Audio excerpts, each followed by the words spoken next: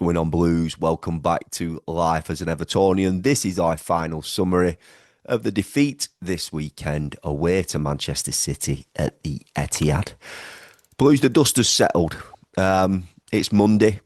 I know the last Monday we had before the international break, we were feeling good. We were happy with the result against Crystal Palace.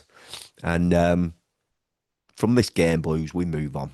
And I'm going to say Everton, for best part of an hour, nullified,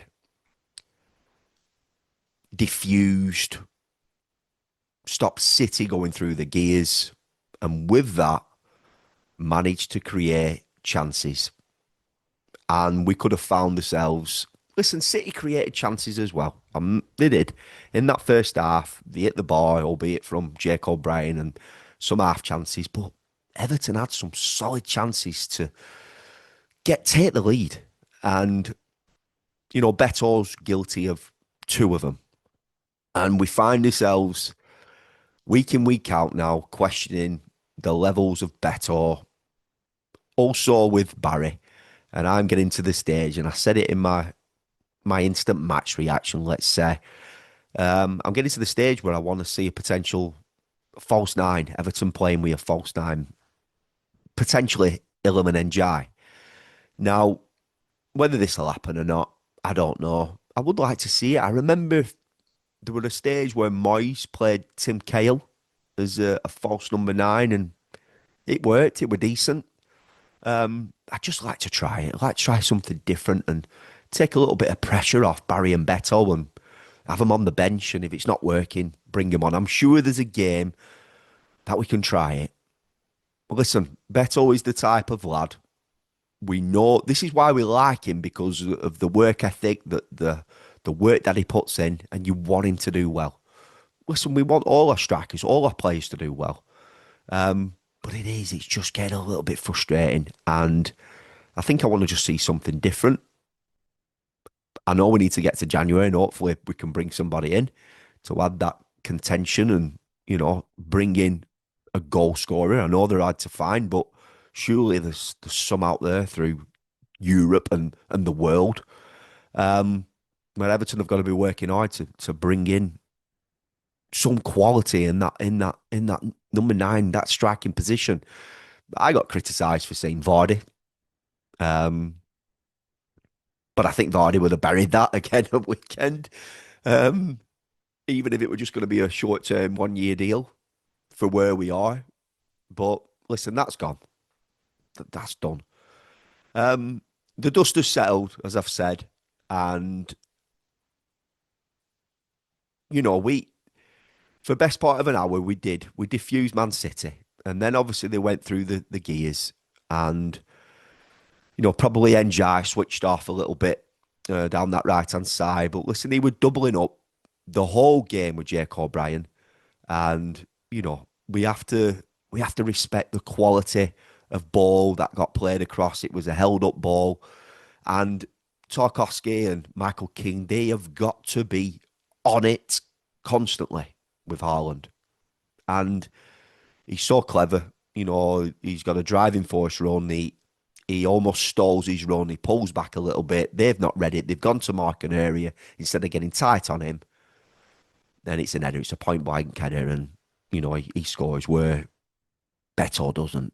And that is the difference. And he's took a second chance. And again, Tarkowski probably guilty of not being tighter on him, not going towards him. He's pulled back again, although he's like deeper at the edge of the box. And he slotted it home. It's gone through Tarky's legs. And there are the fine details. They are the margins. And again, Tarky, I'm going to single out Tarky. I think for definitely the second, I think one of them's got to decide who's following him in that first instead of marking the area. I guess it's natural to do that. But I think you've just got to get tighter on this Haaland to disturb him. And if you don't, he's gonna take one of those chances. He probably had 3 or 4. He could have had 3 or 4 on another day if it weren't for Pickford. So that is the difference. Before the second goal, I was frustrated on Saturday. We all were. I think we all hailed and cried out for a pen. And I have to say, Match at Day haven't covered it. Nobody's covered it and said it were a pen. And, is it just because I don't want to come on here and say, is it just because it's Everton? I don't want to come across bitter. I don't want to come across like there's a vendetta against Everton. But come on. Like, the lad has slid to make himself bigger. And I think about that penalty that Kieran Dewsbury-Hall conceded against Brighton. I'm not saying he still hurled himself at it to make himself bigger, and it's hit his arm. This lad's done no different. Can't remember who it were, but it's gone underneath him, and his arm's like underneath him, and it's hit his hand, it's hit his arm, and it's changed course of direction where Jimmy struck it. It's heading towards goal. It's hit his hand, it's hit his lower arm, and it's changed course of direction and gone out for a corner. It's handball. But Everton don't get any luck with these decisions. And that is it. I'm being honest. We don't. So I don't understand the handball rule. I can't fathom it. I don't understand it. 1 week it's handball, 1 week it's not. What is handball? What is handball? So, listen, we were unlucky there. We really were. And, it's a frustrating result. Everton have gone to City in the past, and probably even last season, we probably played worse than we did on Saturday, and we came away with a draw. I think Haaland missed a pen that day, but we came away with a point. And on another day, we could have done. If Beto would have took his chance, anything could have happened, and we could have potentially come away with a point. But we move on, Blues, and that's what we've got to do. It's always difficult going there. We knew that before the game, but you live in hope. Of course you do. And then when you see the game unfold and you see, the game that Iliman Ndiaye had, he was the best player on the pitch. But I think a few changes have to be made. I'm coming on here every single week, and I don't want to come on here and be critical every single week. But you have to. Sometimes you're crying out for slight changes, and I look at Seamus Coleman. He played 2 games in a week for Ireland on the international break. Surely you can't be far away from playing 90 minutes at right back in his preferred. He's a right back. Do you know what I mean? He is a right back. And, maybe we could see Jake O'Brien slot into his centre half position and, I don't know, take out Tarky for a week or 2. Well, Jared gets fit. So we are where we are at left back. Hazanu's not ready. So it is Mikalenko. But this right back position for me, Jake O'Brien did really well on Saturday. I feel he did well. He did do well, but he did well because of the double up support from Iliman Ndiaye. And, one time where he's not doubled up that support, we got stung down that right-hand side. And I think I just want to see a natural fullback in that position. And the only one that we've got is Seamus.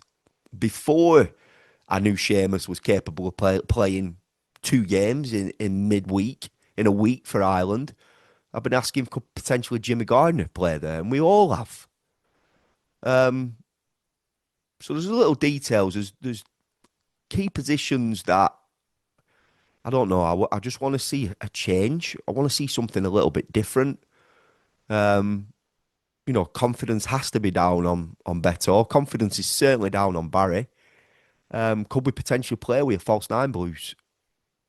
We've got Spurs next. Could we see Iliman Ndiaye up top?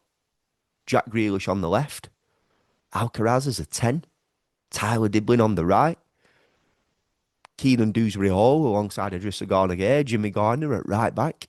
Mikalenko, Jake O'Brien and Michael Keane centre half. I don't know, just Small details like that. Um, just a bit of a change. Blues, let me know your thoughts. Obviously, we've got Jared Branthwaite um, coming back. He didn't make the bench at the weekend. Merlin Roll as another. I like Timmy Raburum. You know, there's a player in there in Timmy Raburum. I really do like that lad. I know he's had some iffy games, but then he's had some really good impactful games, and that's just consistency. That's because he doesn't play week in week out. Do you know what I mean? Yeah, I see it from my lad at grassroots. Once he's getting more minutes on that pitch, he's flowing, and then as soon as he doesn't, or if we miss a weekend, or he's ill, or for whatever reason, the game's called off, you see the levels just naturally drop. It takes a bit to get momentum building. And it's going to be the same for the whole squad. The likes of Dwight McNeil, who he ain't getting a sniff, is he? He came on obviously a little bit at weekend, and but I would like to see a bit more get in-game management, tactful substitutions on the hour. And I've had a bit of criticism in the past. Shouldn't just make substitutions for the sake of substitutions for keeping players happy. It's not about that. It's about fresh legs. It's about other ways of impacting the game. You've got different players in your squad with different parts of their ammo, what they can offer. So yeah, boys, let me know your thoughts. That is my final summary. Frustrating weekend, frustrating result, good performance for an hour. We matched Man City. We nullified them. We made it awkward for them. We created some chances. Beto didn't take them. And Jai was the best player on the pitch for me. He's showing his class. And that lad for me, he could play on the left. He can play on the right. He can play as a 10. For me, I'd like to see him up top as well. Blues, thank you for your support on my channel. I'm heading towards 7,000 subscribers. And I can't believe the support that you've given me. We started this channel last season, and we've grown. We're growing all the time. I remember my first video. It was after the which game was it now? We were beating Bournemouth 2-0, and we got beat 3-2. And that's when I started calling for Sean Dyche's head. And it looks like Sean Dyche is ready to take over Nottingham Forest. Wow. The rise and fall of Nottingham Forest. Am I being harsh with that one?